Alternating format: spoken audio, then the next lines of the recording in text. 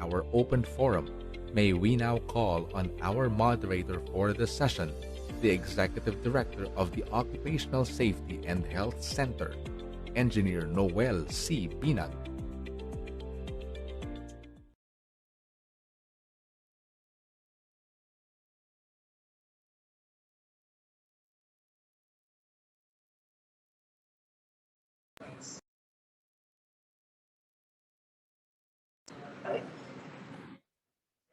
Ayun.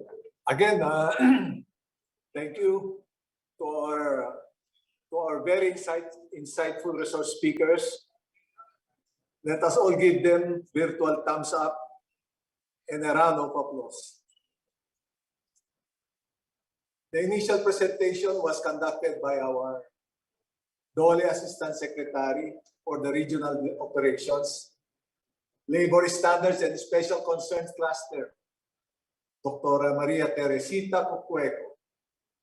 Dr. Cucueco represented the governance in the new world of work amidst and beyond COVID-19 pandemic. Her presentation was very timely and appropriate in our current situation. Many of us very much are engaged in the presentation on the leader's pillar of actions, the Department of Labor and Employment's policy, strategies, and the challenges as well, and opportunities related to us in the workplace, among others. Our second resource speaker was Atty. Krunimar Escudero. Atty. Escudero's presentation on establishing occupational safety and health standards in the public sector was very informative. Indeed, we agree that workers, including those in the public sector, should be well protected from the work-related accidents and illnesses. The collective effort of the Civil Service Commission, the Department of Health, and the Department of Labor and Employment in crafting this joint memorandum circular number series of 2021 will significantly improve workplace conditions for workers, their families, members, and the general public. The next speaker was Attorney Jonathan Villasoto. Comprehensive discussion regarding the OSH programs, ECC policy response to COVID-19 pandemic, and the process on how to file EC benefits have greatly impacted us in a way. We have learned that workers or their dependents should be provided with just benefits in rehabilitation-related services in the event of work-related injuries and accidents. Moreover, now that the services in the event of work-related injuries, we recognize that COVID as a compensable work-related disease, and the ECC will continuously work to improve its policy services to better serve the Filipino workers, especially during this trying time. And our last presenter of this plenary one was delivered to us by Chief Fire Superintendent John Lunas regarding the Fire Code of the Philippines. Not only did we know the general requirements, the fines, and the charges paid in applying the required certificates, clearances from the Bureau of Fire of the Philippines, we also understood that this Republic Act 9514 helps prevent tragic fires and improve fire services, ultimately to save the valuable lives and properties of the general public. Once again, we would like to thank you for contributing your expertise in our 17th National NOSH Congress. Let us all give them virtual thumbs up and a round of applause. Again, now let's start with question and answer portion. We start with Congresswoman Janet. This is addressed to Asec Cucueco. The first question comes from Mr. Edmund Monchua posted via Zoom. The first question is, who is checking compliance on the required ventilation system to prevent spread of COVID-19 in the workplace? Okay, yes. Kasi DOLE issuance to, no? On the DOLE issuance, really for all workplaces, labor inspectors. That's part, you know, if you see the ventilation compliance, sandali, sorry ha, I think, yeah. If you see there are already the checklists there. There's a qualitative and quantitative, so that it will not be difficult for owners to already assess themselves, and for our labor inspectors to also use that same checklist to assess. But that is for that is for the DOLE. But and that is also going to be used because in the safety seal, you will have other inspectors. In the safety seal, I already mentioned that the responsibility of DOLE is for the construction, manufacturing, information, utilities. Then if you go to the different other sectors like restaurants, hotels, the groceries, iba na ang magiging safety seal inspectors. It may be for the DTI, that's the barbershop and salon, the DILG for government offices, the LGUs for the public, the marketplaces, the groceries, restaurants outside hotels, and for the hotels, the DOT. Hopefully soon we will have the DOTR for the public's for the public utility vehicles. Okay, having said that, that is still part of the checklist in the safety seal requirement ventilation standards that the O224 has also been part of that. So may kanya-kanya po yan. Again, it will be different if there's safety seal, but all in all, because this is still the mandate of the DOLE, ang DOLE inspectors. Thank you, Ma'am Tess. The second question comes from Mr. Mark Aquino via Zoom. How do you deal with discrimination, especially to workers who recovered from COVID-19? Alam niyo po, nasa batas actually na may penalty ang discrimination. I'm not sure if it was in the Bayanihan 1, and then also in the recording, then the next law on the reporting of notifiable with the DOH, because there are penalties, there are for discrimination. So it is there po. Atandali ha. Can I have the SOM? I think the secretary is asking me something. Can I answer this again later? But there's a law for this po. So can we now go to the next speaker while waiting for Ma'am Tess? This is addressed to the civil service. Civil service, yeah. This one comes from an anonymous attendee posted via Zoom. The question is, will overtime pay be applicable to OH personnel in the government clinics, even if we are not regular employee? Well, overtime, nandun yun sa joint memorandum circular ng CSC and DBM. Those are for the plantilla positions, and yung mga observees and job orders, they're covered by a different contract. If it is provided in their contract na pwede silang mag-overtime pay, then the agency is bound to respect that. Okay, the next question comes from Dr. Marisa San Jose, posted via Zoom. The Joint Civil Service DOLE circular requires government offices to provide health services such as clinics. Does this mean government offices are now allowed to hire occupational health personnel, nurses, medical doctors, etc., and have their own clinics with their respective offices? Yeah, there are government offices which has clinics and doctors and nurses. Pag nasa list yan ng plantilla positions ng isang agency, then they're allowed to hire. Pero you don't just create these positions, no? It has to undergo the process. No, kailangan ng approval ng DBM na magki-create kayo ng positions na to in your respective agencies. So it's happening now. Meron naman talagang mga ahensya, merong mga offices na may mga doctors, may mga nurses to serve the employees of that particular agency.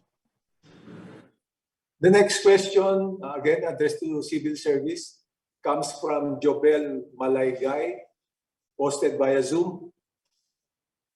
Is the hiring of or designation of a safety officer considered by civil service in the public sector to achieve these objectives? Ulitin ko na lang. Is the hiring or designation of a safety officer considered by civil service in the public sector to achieve these objectives? Ito lang yung pagkakaintindi ko. Based dun sa JMC natin, hindi nag-create ng bagong posisyon for safety and health officer, no? Meron lang i-designate, meaning may existing na position na yung tao, no? And then i-designate siya as OSH officer, as focal. So designation, you don't hire new employees, no, to act as safety and health officer. Okay, our next question is directed to Attorney Jonathan Villasoto of ECC. From Mark Esteban via Zoom. For the close contact personnel of confirmed case in the workplace, may they also be allowed to claim ECC? Good morning po. On the condition that they have that they were found positive for COVID-19, they may file their EC claims. Considering po that EC benefits aim to provide disability or that benefit due to work-connected sickness or injury. So as such, we need this submission of proof showing that we were found positive. Otherwise, our medical evaluators may not be able to determine the compensability of that illness. Another question to address to Attorney Jonathan Villasoto from John Noel de la Cruz. Sir, if, for example, the employee is hired under a job order in a government, are they also covered on your ECC? Yes, ito po, this may be confirmed by our CSC representative. All JOs po are in the government, are not yet considered as government employee. So, however, our coverage under EC has been extended to all self-employed individuals. So, on the assumption that that the participant has already registered as a EC self-employed in the SSS, he may file ECC claim in the SSS. Again, coming from an anonymous attendee intended for ECC. In this work from home setup, how do you justify that being affected by COVID-19 is work-related? And so far as evidence po is concerned, the degree of proof under our labor law is substantial evidence, meaning such amount of relevant evidence which a reasonable mind might accept as adequate to support a conclusion on the existence or non-existence of the fact in issue. So, without saying that all transmission or infection that occurred in our homes or residences may not be considered as work-related, that requires a medical evaluation pa po. So yung po mga incidents ng alleged transmission or infections in our homes while we're performing our duties would require medical evaluation po.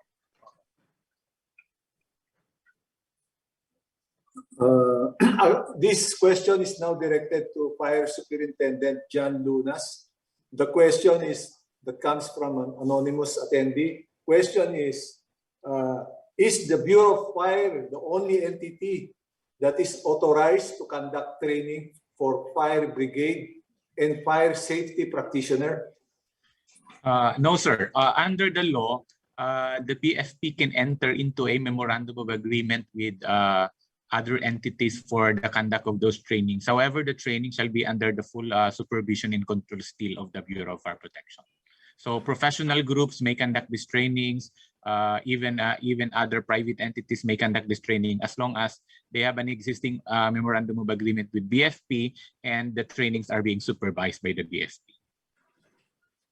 Again, another question coming from Ms. Lisa Quinto via Zoom. What is the ideal head count of a fire brigade, and how can we determine the minimum head count required for our facility? Well, there is no particular rule or guideline as to how many members of the fire brigade you should have in your fire brigade. That would depend on the operation or how big is your facility or establishment. No? Small establishment, of course, would need basic fire brigade organizations, and complicated structures and big buildings would have also complicated and complete fire brigade structure. So wala po kaming minamandate kung ilan ba talagang tao ang nandyan, as long as you determine kung ano po yung necessities ng inyong opisina, ng inyong establishment, and then you propose that to the BFP, and that will be approved by the fire marshal having jurisdiction. And another one, again, coming from an anonymous attendee for our speaker 4. Our building engineering cannot provide emergency programs given that we are leasing a part of their building. May I ask if there are violations to appeal to the building administrator? That would actually depend on the agreements in the lease contract. Some lease contract would say that compliance with government regulations as far as the requirements is given to the lessee. Sometimes it is with the lessor. So dun po yung tinitingnan namin kung sino yung may responsibility for compliance. However, generally, compliances must be made by the building owner. In the interest of time, we will now accommodate one last question from our participants for the plenary one. Again, going back to Asec test Cucueco, Asec test, Montes. From Don Orido, posted via Zoom. Pakita ng ulit. Hindi. Namamangkala talaga ako sa dalawa. Sige, ano yun? Yeah. Ito yung tanong. This is to respectfully express my query on the second paragraph of the section 2 of the Labor Advisory number 18, which states that in case of contracts for construction projects or for security, janitorial, and services, the cost of COVID-19 prevention and control measures shall be borne by the principals or clients of the construction services contractor. May we clarify if the statement principals or clients of the construction service contractor is referring to whom or to what entity?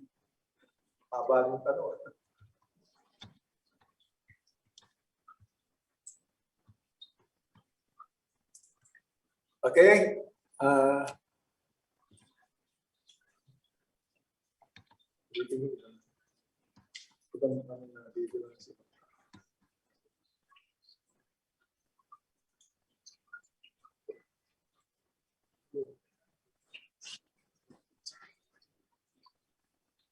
Okay, can I go back to civil service? Question coming from Mr. Augusto Lee. How do you deal with government agencies that are not complying with the joint memorandum circular? That's a good question, sir. Yeah, there is a monitoring and evaluation portion there, no? And meron din tayong administrative justice mechanism. So pwede pong ireklamo, and the primary responsible person here is the agency head. So pwede pong ireklamo, but I am encouraging everyone na since this is a very new, relatively new policy, let us help each other first, no, para ma-implement yung provisions ng JMC. Wag agad yung pagkukulang. Maganda na punain yung mga pagkukulang, pero I am discouraging yung pag-file agad ng mga kaso. Let us help each other first para ma-implement natin yung provisions ng Joint Memorandum Circular. But rest assured, meron sa policy, meron tayong administrative justice mechanism. Ibig sabihin, pwede ninyong filean ng kaukulang administratibo, kasong administratibo, ang sino man na hindi sumusunod sa Joint Memorandum Circular na inisyu ng CSC, DOH at DOLE. This is addressed to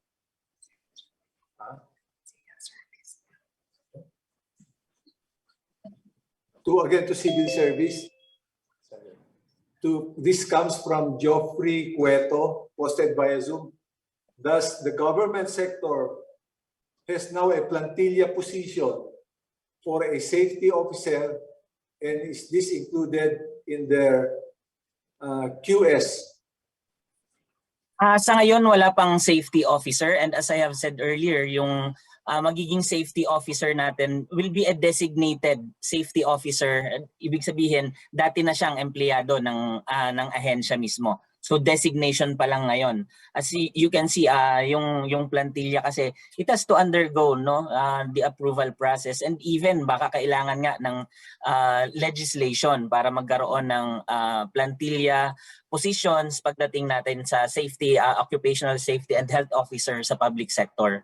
So sa ngayon, based sa JMC, designation muna. Okay. This question is addressed to Attorney Jonathan Villasoto, ACC, from Fernando Bataclan. How do we know if our company is contributing to ECC, especially we are from the private sector? Okay po. So all compulsory members po of the SSS are covered under EC. Their contributions may be verified in the SSS. Another question coming from Shaira Jane Nesas, again addressed to ECC. Who will determine that the COVID-19 case is work-related? Do we have procedures on determining work-relatedness of COVID-19 cases? On the question on who determines the initial and exclusive jurisdiction on the evaluation of EC claims reside in the SSS as implementing agency of the Employees Compensation Program in the private sector.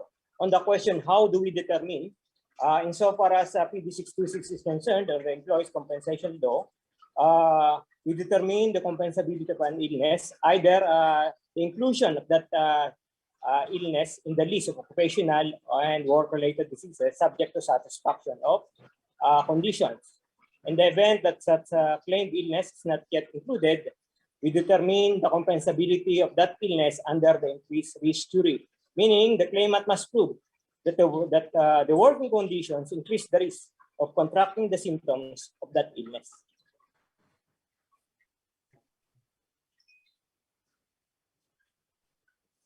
May I now direct the next question to Asec Cucueco if she's ready. Asec.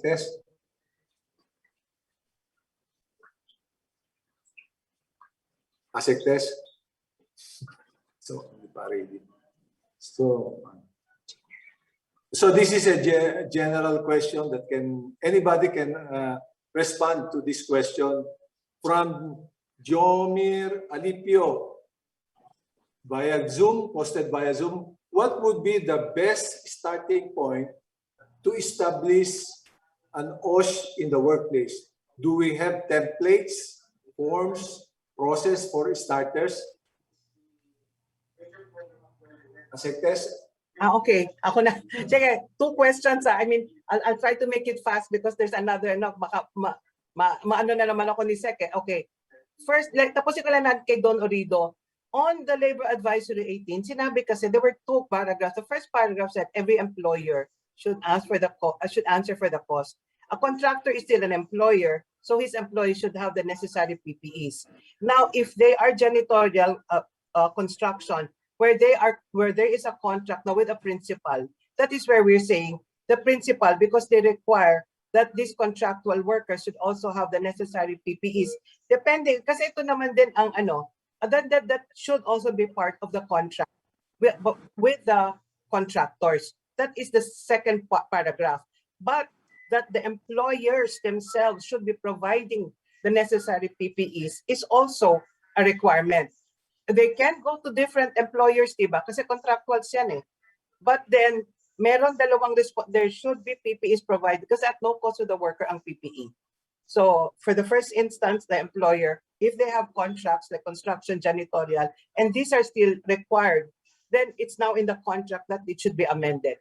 On the second, on the template, may template na po yan. Please go to the BWC website for the OSH program.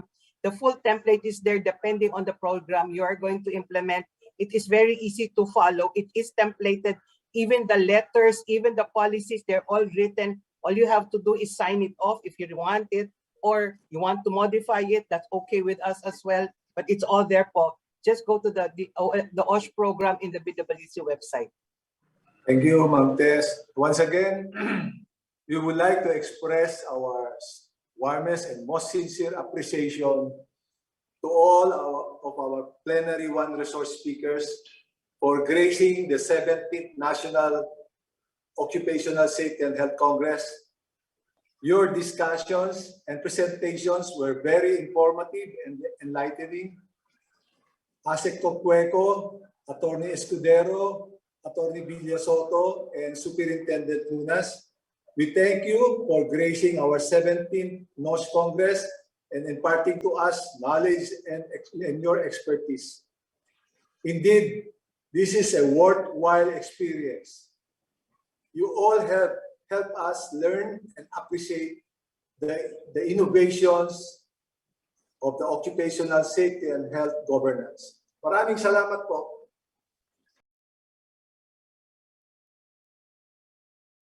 Once again, we would like to thank our resource persons